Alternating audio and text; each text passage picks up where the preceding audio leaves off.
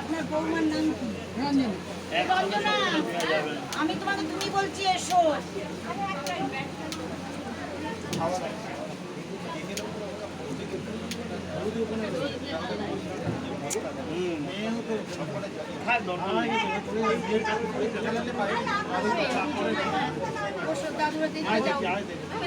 যাও না, এই তো এদের মধ্যখানে দাঁড়িয়ে যাও।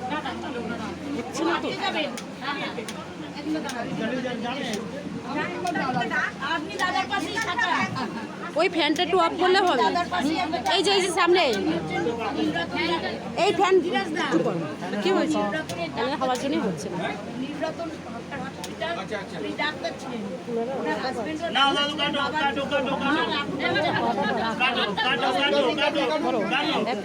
Happy birthday.